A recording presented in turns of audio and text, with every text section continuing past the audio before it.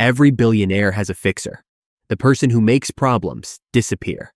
Today, that's you. You're good with people, good under pressure, good at saying the right thing when everyone else is saying the wrong thing. After years of working in communications and public relations, you land a job at a private family office. The salary is $150,000. The benefits are absurd. The office occupies the top floor of a glass tower overlooking the city. Your boss is a billionaire, not a celebrity billionaire. Not the kind who posts online, the dangerous kind, the kind who owns pieces of industries you've never thought about: shipping, real estate, energy, media. The kind of person who can walk into a room full of executives and make everyone nervous without saying a word. Your official title is executive assistant. Your real job is making sure his life runs smoothly. Meetings, flights, schedules, phone calls. At first, it's boring. You spend your days moving appointments around and answering emails nobody else wants to answer. But the perks are incredible. Private jets, luxury hotels, exclusive events. You meet people you've only seen on television. You start to believe you've found the perfect job. Then your phone rings. A former employee is threatening a lawsuit. The allegations aren't criminal, they're embarrassing. The employee claims they were treated unfairly. A reporter has started asking questions. Your boss wants the situation handled quietly. The legal team drafts paperwork. You coordinate meetings, arrange calls, pass messages back and forth. After 2 weeks, the employee signs a settlement agreement. The reporter loses interest. The story disappears. The problem disappears. You saved the day. 2 hours later, your phone rings again. It's your boss. Good work. That's all he says. 2 words. But in this building, those 2 words are worth more than a promotion, because trust is the most valuable currency here. Over the next year, the requests become stranger. A journalist is asking questions about an old business deal. You handle it. A former executive wants to write a book. You handle it. A business partner threatens to go public with a disagreement. You handle it. One by one, problems appear. One by one, problems disappear. People stop calling you an assistant. They start calling you something else. The fixer. The title isn't official. It's not printed anywhere. But everyone uses it. Because when something goes wrong, you're the person they call. The promotion isn't official. There isn't a ceremony, no new title, no announcement. One day, you're managing schedules. The next day, you're managing problems. You stop spending time with assistants. You start spending time with lawyers, public relations firms, private investigators, crisis consultants, people whose entire careers revolve around making bad news disappear. You learn how reputation actually works. Most people think it's built over decades. They're wrong. Sometimes it's built with a single phone call, and sometimes it's protected with 10. A journalist receives information they shouldn't have. You coordinate a response. A former executive starts talking to reporters. You arrange a meeting. A business dispute threatens to become public. You negotiate a settlement. The dispute vanishes.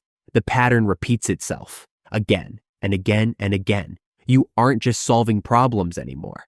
You're preventing them.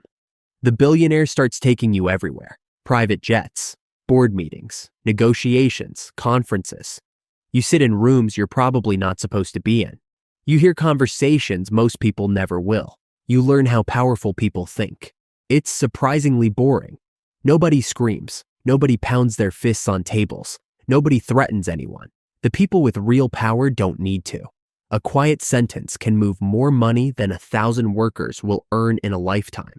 And eventually, something strange happens. People start treating you differently. Not because of who you are, because of who you work for.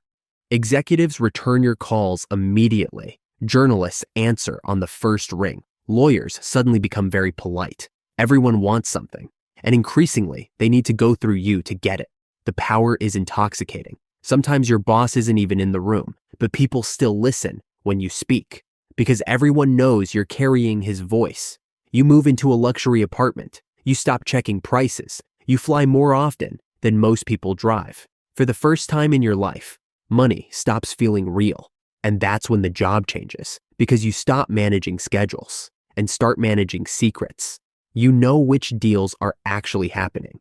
You know which partnerships are genuine. You know which ones only exist for appearances. You know which executives hate each other, which investors are nervous, which projects are failing, which public statements are carefully constructed fiction. You know everything. More importantly, everyone knows you know everything.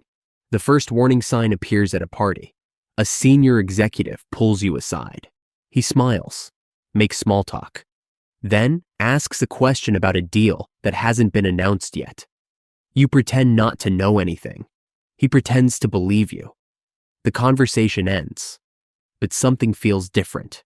You realize people aren't looking at you like an employee anymore. They're looking at you like a vault full of secrets. The paranoia starts slowly. You become careful with your phone, careful with your laptop, careful with conversations. You stop discussing work in restaurants, then elevators, then ride shares, then anywhere outside secure offices. You tell yourself you're being professional, but deep down, you know the truth. You're scared, because the more secrets you collect, the more valuable you become. And the more valuable you become, the harder it becomes to leave. One night, your phone rings at 2 a.m. A reporter is preparing a story. The story isn't catastrophic, not yet. A former contractor claims the company buried information during a failed project. The legal team isn't worried. The executives aren't worried. Your boss isn't worried. They're confident you'll fix it. That's your job. Fix the problem. So you do what you've always done. You coordinate calls, arrange meetings, push paperwork, negotiate agreements. And eventually, the story disappears. Another victory. Another crisis avoided. But this time, something feels different. The reporter doesn't stop asking questions. Neither do the others. Small requests start arriving. Questions about old settlements, old agreements, old employees, old projects. Individually, they mean nothing. Together, they form a pattern. For the first time in years, a problem isn't disappearing. It's growing. Then you make a mistake, a tiny one. The kind nobody notices at first. A settlement document is sent to the wrong recipient. Not classified, not explosive. Just one document, one email, one click. You fix it within minutes, or at least you think you do. 3 weeks later, a reporter references information that should have been private. The article isn't devastating, but it's enough. A crack appears in the wall. Questions become investigations. Investigations become headlines. Headlines become pressure. The board starts holding emergency meetings.